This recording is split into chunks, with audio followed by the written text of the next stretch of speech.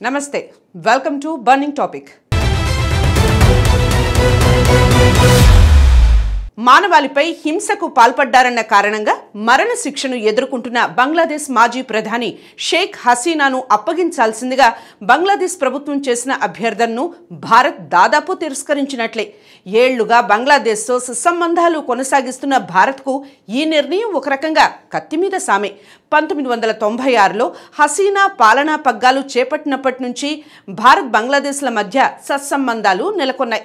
మన్మోహన్ సింగ్, నరేంద్ర మోదీల పాలనా కాలంలో బంగ్లాదేశ్తో భారత్ సంబంధాలు సుదృఢమయ్యాయి. ఇరు దేశాల మధ్య ఖైదీల అప్పగింత ఒప్పందం అమల్లో ఉంది.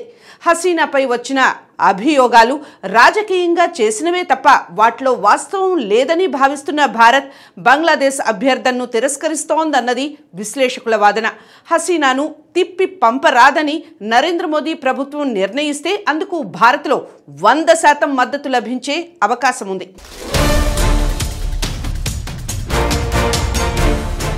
షేక్ హసీనాను అప్పగించాల్సిందే. భారత ప్రభుత్వంపై బంగ్లాదేశ్ ఒత్తిడి. బంగ్లాదేశ్ వైఖరి 2013 ఒప్పందం, కంగారు కోర్ట్ ఆరోపణలపై వివరణ, రక్షణ వ్యవస్థల్ని బలోపేతం చేస్తున్న బంగ్లా.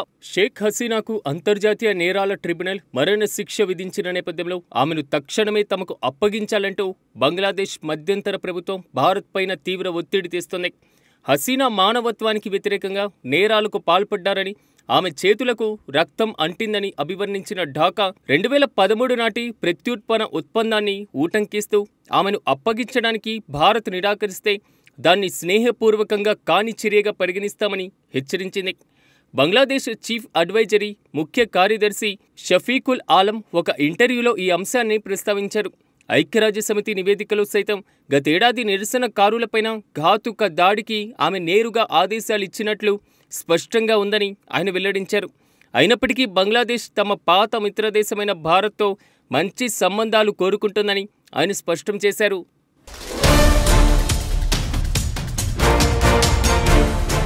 బంగ్లాదేశ్ వైఖరి బలంగా ఉందని, హసీనా చేసినటువంటి సుస్పష్టమైనటువంటి మానవత్వానికి వ్యతిరేకంగా నేరాల కారణంగా ఆమెను అప్పగించాలని భారత్ను కోరుతున్నామని షఫీకుల్ ఆలం తెలిపారు. జూలై, ఆగస్టులో ఆమె ఆదేశాల మేరకు జరిగిన మారణకాండపైన యుఎన్ చేసినటువంటి స్వతంత్ర దర్యాప్తు నివేదికలో నిరసనకారులపైన చిన్నారులతో సహా ప్రాణాంతక బల ప్రయోగానికి నేరుగా ఆదేశాలిచ్చినట్లు 127 పేజీల్లో వివరంగా ఉందని స్పష్టంగా పేర్కొన్నారు.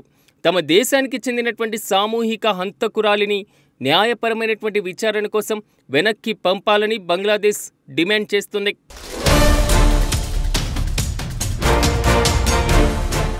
షేక్ హసీనాకు వ్యతిరేకంగా వెలువరించిన తీర్పును భారత్ గమనంలోకి తీసుకుంది. భారత్కు అత్యంత సమీపంలో ఉన్న పొరుగు దేశం బంగ్లాదేశ్. ఆ దేశంలో శాంతి భద్రతలు, ప్రజాస్వామ్యం, సుస్థిరత పరిడవిల్లడానికి భారత్ కంకణబద్ధమై ఉంది. అందుకోసం సత్సంబంధీకులందరితో నిరంతరం నిర్మాణాత్మక సంబంధాలను కొనసాగిస్తామని విదేశాంగ శాఖ ఒక ప్రకటనలో పేర్కొంది. బంగ్లాదేశ్ వ్యవస్థాపక నాయకుడు షేక్ ముజిబుర్ రెహమాన్ కుమార్తె అయిన షేక్ హసీనా 2024 ఆగస్టు 5న పదవి నుంచి వైదొలిగిన నాటి నుంచి భారత్లో ఆశ్రయం పొందుతున్నారు. షేక్ హసీనాను తమకు అప్పగించాల్సిందిగా మొహమ్మద్ యూనెస్ నేతృత్వంలోని బంగ్లాదేశ్ తాత్కాలిక ప్రభుత్వం భారత ప్రభుత్వంపైన ఒత్తిడి తెచ్చే అవకాశం ఉంది. ఆమె దేశం విడిచి పారిపోయిన నిందితురాలని, అందుకే ఆమెకు బంగ్లాదేశ్ అంతర్జాతీయ ట్రిబ్యునల్ మరణ దండన విధించిందని పేర్కొంటూ ఆమెను తమకు అప్పగించాలని ఆ దేశ విదేశాంగ శాఖ ఇప్పటికే భారత ప్రభుత్వాన్ని కోరింది. భారత్ మమ్మల్ని ఒక మంచి పొరుగు దేశంగా అభివర్ణిస్తూ ఉంటుంది. బంగ్లాదేశ్తో సత్సంబంధాలు కోరుకునే దేశంగా హసీనాను అప్పగించడం భారత ముందున్న సర్వోన్నత విధి అని బంగ్లాదేశ్ జమాత్ కార్యదర్శి జనరల్ మియా గులాం వ్యాఖ్యానించారు. హసీనాపైన జరిగినటువంటి విచారణను ప్రశ్నించేందుకే అవకాశమే లేదని మేం నమ్ముతున్నామని పేర్కొన్నారు. విచారణ పూర్తి పారదర్శకంగా, నిష్పక్షపాతంగా, అంతర్జాతీయ ప్రమాణాలకు లోబడి ఉందని ఆయన తెలిపారు.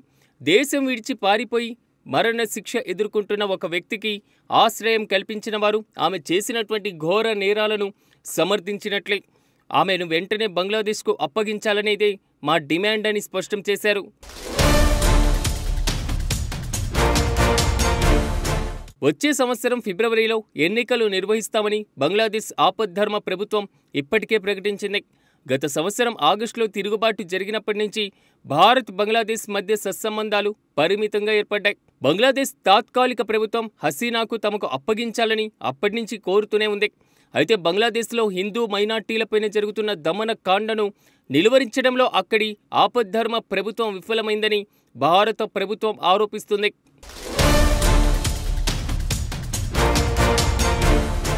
గత సంవత్సరం ఆగస్టులో అధికారంలోకి వచ్చినప్పటి నుంచి యూనస్ నేతృత్వంలోని ఆపద్ధర్మ ప్రభుత్వం రక్షణ వ్యవస్థలను సుదృఢం చేస్తూ అనేక తక్షణ చర్యలు చేపట్టింది. ఇందులో భాగంగానే బంగ్లాదేశ్ వైమానిక స్థావరాలను చైనా సహాయం పునరుద్ధరించింది. 2025 మార్చి ఏప్రిల్లో భారత్ బంగ్లాదేశ్ సరిహద్దుల్లోని రెండో ప్రపంచ యుద్ధ కాలం నాటి లాల్ మెన్హిరాట్ విమాన స్థావర పునరుద్ధరణకు చర్యలు చేపట్టింది. పాకిస్తాన్తో సత్సంబంధాలు మెరుగుపరుచుకుంటుంది. ఇక పాకిస్తాన్కు చెందిన లెఫ్టినెంట్ జనరల్ తబస్సుమ్ హబీబ్ వంటి సైనికాధికారులు బంగ్లాదేశ్ సైనికాధికారులతో ఏడాది కాలంలో సంప్రదింపులు జరుపుతున్నారు. బంగ్లాదేశ్ సైన్యానికి మరింత మెరుగైన శిక్షణ అందించడంపైన ఈ చర్చలు జరిగాయి. బంగ్లాదేశ్ జనరల్ షాహిద్ షంషాద్ మీర్జా, పాకిస్తాన్ గూఢచర్య సంస్థ ISI ప్రతినిధులతో సహా బంగ్లాదేశ్ తాత్కాలిక ప్రభుత్వాధినేత యూనస్ను, త్రివిధ దళాల అధిపతులను కలిసి రక్షణ సహకారం, గూఢచర్య సమాచార పంపకంపైన సంప్రదింపులు జరిపినట్లు తెలుస్తోంది.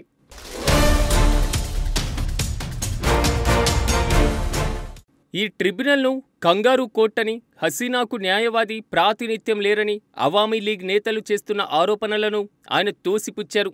హసీనా తరపున న్యాయవాదిని నియమించుకోవడానికి ఆమె పార్టీ సభ్యులకు ఎవరూ అడ్డుకోలేదని, వారికి ఆ అవకాశం ఉందని ఆయన వివరించారు. ఈ మారణకాండకు సంబంధించిన లక్షలాది వీడియోలు, 6000 మొబైల్ ఫుటేజ్ల ఆధారంగా అంతర్జాతీయ హక్కుల సంస్థ తయారు చేసిన 15 నిమిషాల వీడియో వంటివి ఈ నేరాలను స్పష్టంగా డాక్యుమెంట్లు తయారు చేస్తున్నాయని, UN దర్యాప్తు నివేదిక అందుబాటులో ఉందని ఆయన ధీమా వ్యక్తం చేశారు.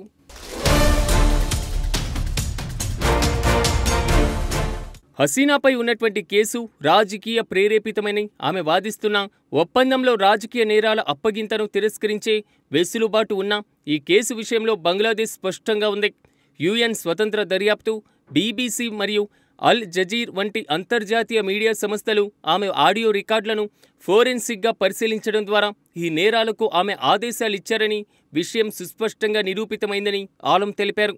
బంగ్లాదేశ్ UNను దర్యాప్తు కోసం ఆహ్వానించిందని, నివేదికను చదివి ఎవరైనా తీర్పు చెప్పవచ్చని ఆయన పేర్కొన్నారు.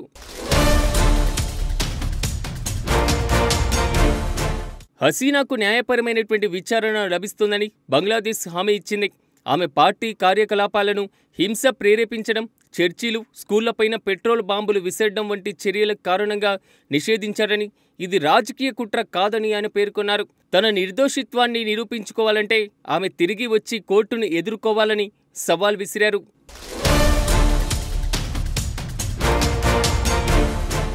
ఈ అప్పగింత అంశం భారత్ బంగ్లాదేశ్ సంబంధాలను దెబ్బతీయదని తాను భావించటం లేదని షఫీకుల్ ఆలం అన్నారు. బంగ్లాదేశ్ చారిత్రక, భాషా, సాంస్కృతిక సంబంధాలు కలిగిన భారత్తో మంచి సంబంధాలు కొనసాగించాలని కోరుకుంటుంది.